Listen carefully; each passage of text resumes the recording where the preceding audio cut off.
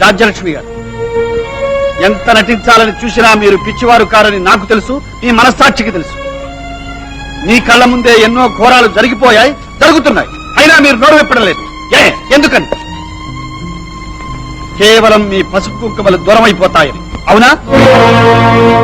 మీ భర్త చేసిన నేరం మూలంగా ఏ నేరము చెయ్యని తన భర్తని దూరం చేసుకుని జీవచ్చి వల్ల బ్రతుకుతున్న మా అమ్మను చూడండి. నీ కొడుకు చేసిన దుర్మార్గం మూలంగా ఒక బిడ్డకు తల్లి అత్తవారింట్లోనే పరిమర్శిగా బ్రతుకుతున్న మా చెల్లెల్ని చూడండి. రాజ్యలక్ష్మి గారు, మతి భ్రమించకుండానే పిచ్చాసుపత్రిలో గడపడం ఎంత నరకమో ప్రత్యక్షంగా అనుభవించిన మీకు తెలుసు. ఇప్పుడు మీరు అల్లారు ముద్దుగా పెంచిన వాణి ఎంత నరకాన్ని అనుభవిస్తోందో ఒక్కసారి ఆలోచించండి. నిజాన్ని నిర్భయంగా చెప్పండి. నీకింత స్వార్థం పనికిరాదమ్మా. నీ భర్తను కాపాడుకోవడం కోసం నా కుటుంబం ఇన్ని కష్టాలు పడుతూ ఉంటే మరీ పెద్ద దిప్పి మాట్లాడకుండా ఊరుకోవడానికి నా ఆత్మద్రోహం మరొకట్లేదు. దయచేసి నిజం చెప్పమ్మా.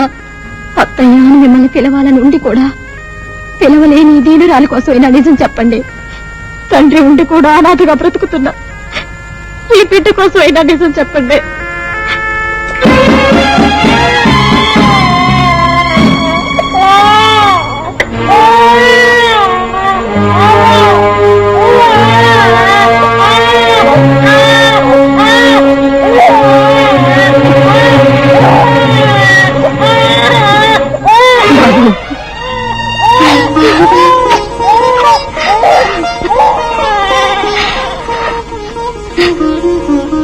నిజమేనమ్మా,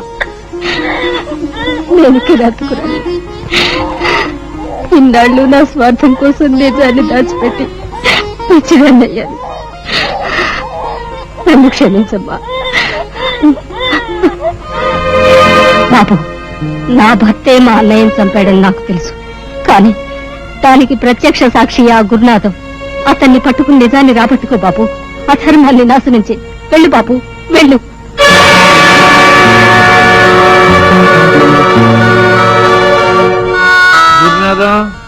కష్టాల్లో మమ్మల్ని మొత్తానికి ఏరు దాటించేవయ్యా. ఎక్కువ సంతోషపడకండి బాబు, తమరు ఏరు దాటారు కదండి. ఈ తప్ప తగలేసి డ్యూటీ మిగిలిపోయిందండి. మీరిద్దరూ కాసేపు నోరు మూసి కూర్చోండి. అంతా సాధించినట్టు అప్పుడే ఉబ్బి తప్పిపోలేకపోతారే. ఇంకా బోడు పనులు ఉన్నాయి. నాన్నగారు ఏనండి, ఒకసారి ఇలా రండి.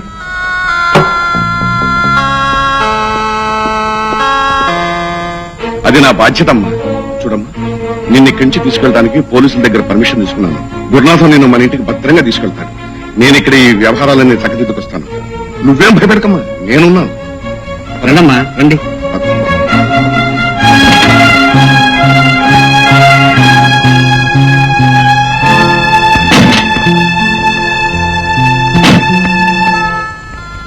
ఏమైనా తమ్ముడు గారు, మీరు చేసిన పని నాకేం బాగుండలేదండి. వాణి నచ్చ చేసే పని గురునాథానికి అప్పచెప్పారు. ఇప్పటికే మన జుట్టుని వాడి చేతిలో ఇరికించుకుని ఏడుస్తున్నాం. అన్నగారు చూడండి, మన జుట్టు వాడి చేతిలోంచి శాశ్వతంగా విడిపించుకోవటానికి, వాణిని హత్య చేయటానికి ఒక్క దెబ్బకు 2 పెట్టెలన్నట్టు కారులో డైమెట్ పెట్టాను. ఇద్దరు వెళ్ళిపోతారన్నమాట. గురునాథం, గురునాథం. మీరా సార్? మీ నాన్న ఎక్కడ? బయటికి వెళ్ళారు. ఎప్పుడు వస్తాడు? ఏమో తెలియదు సార్. సార్, మీరు ఎక్కడ ఉన్నారా? గురునాథం వాణిని కారులో తీసుకెళ్తున్నాడు. ఆ కారులో బాంబు ఉందని మా బాబాయ్ మా నాన్నతో చెప్తుంటే విన్నాను. Please Hari up. అలాగా?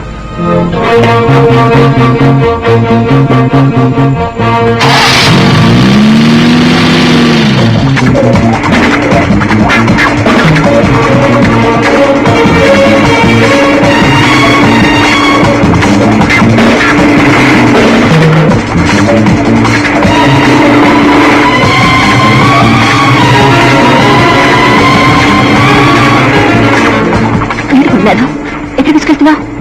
గురునాథం, ఎక్కడ తీసుకెళ్తున్నావు? నీకు చెప్పేది, ఎక్కడ తీసుకెళ్తున్నావు? కారాపో ప్లీజ్, కారాపో.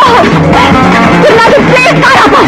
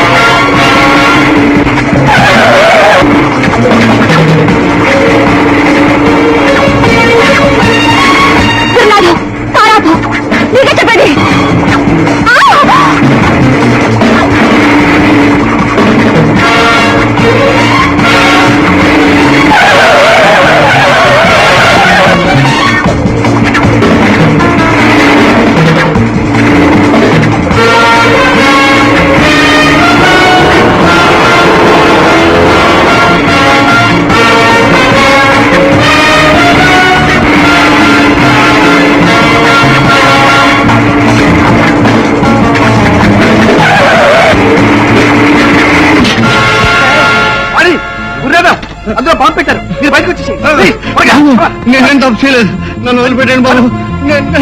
నాకేం తెలియదు బాబు.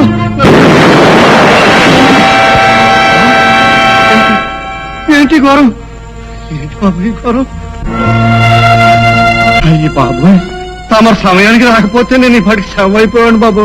బాబు, ఆ అమ్మ ప్రాణాలు తీయాలనుకుని నన్ను నా పరాపడారు. తాము రుణం తీసుకోలేరు బాబు. నువ్వు రుణం తీర్చుకోగలవు, తలుచుకుంటే నువ్వు ఒక్కడే మాకు సహాయం చేయగలవు. ఎందుకు పనికిరానా నేనేం చేయగలను బాబు? బుద్ధి గుజ్జాతం. ఆ రోజు మా నాన్నని జైలుకు పంపింది, వీళ్ళ నాన్నను చంపింది ఎవరో నీకు తెలుసు. చెప్పు, ఎవరు? ఎవరో కాదు బాబు, ఇవాళ మా ఇద్దరు ప్రాణాలు తీయాలనుకున్న ఆ ఎదవలే ఆ ఇవాళ అమ్మాయి నాన్నగారిని చంపారు.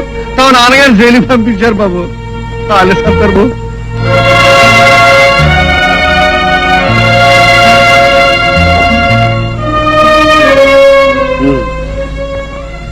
అయితే ఈ మాట నువ్వు కోర్టులో చెప్పగలవా? చెప్తాను బాబు.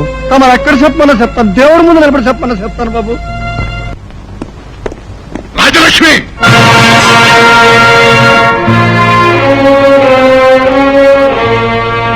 ఏమిటే నలుగురు నవ్వుతూ ఆనందాన్ని పంచుకునేంత జ్ఞానం వచ్చేసిందా నీకు? అసలు జ్ఞానం అంటూ పోతేగా కొత్తగా రావడానికి. 3 ముళ్ల ముసుగులో ఇన్నాళ్లు మరుగున పడింది. మిమ్మల్ని చేసుకున్నందుకు నన్ను నేను మోసం చేసుకోవచ్చు గాని నాతో పాటు నలుగురిని మోసం చేసే హక్కు నాకు లేదండి. నిజం నిప్పు లాంటిది, దాన్ని మీరు నేను ఎంతో కాలం దాచలేం. రాజలక్ష్మి, ఏమిటా నీకు తెలిసిన నిజం? నోరు ఆగండి. తెరిచావంటే? ఏం చేస్తారు? చంపుతారా? హ్మ్.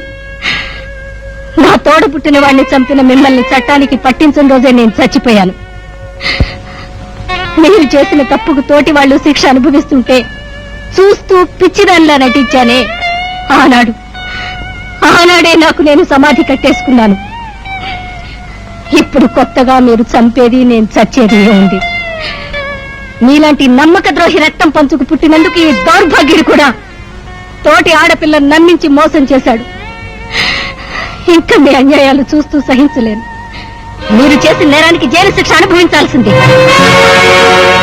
వీడు 10 మందిలో ఆ అమ్మాయిని భారీగా స్వీకరించాల్సిందే. పట్టుకున్నవాడు చట్టానికి పట్టించేంత వరకు వచ్చావన్నమాట. చూసారండి తమ్ముడు గారు, పిచ్చిదా నువ్వు చచ్చినట్టు పడి ఉంటావు అనుకుని నిజం తెలిసిన నిన్ను చంపకుండా ఉంటావు నాదే పొరపాటు. రేయ్, వీళ్ళందరినీ మన పాడుబడ్డ బంగ్లా తీసుకెళ్ళండి. వీళ్ళ సవాలు కూడా కనిపించకుండా పేరు చేతులు పరగండి. అదండి చూసండి.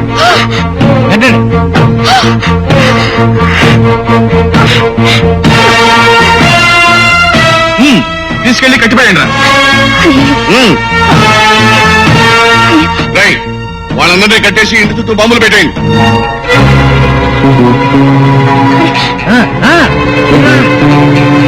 అమ్మగారు, మీ మామయ్య గారు అమ్మ వాళ్ళందరినీ చంపడానికి తీసుకెళ్లారమ్మా. బాబు, వాళ్ళు ఎక్కడుంటారో బాగా తెలుసు బాబు. ఆలస్యం సెకండ్ బాబు, పదండి బాబు.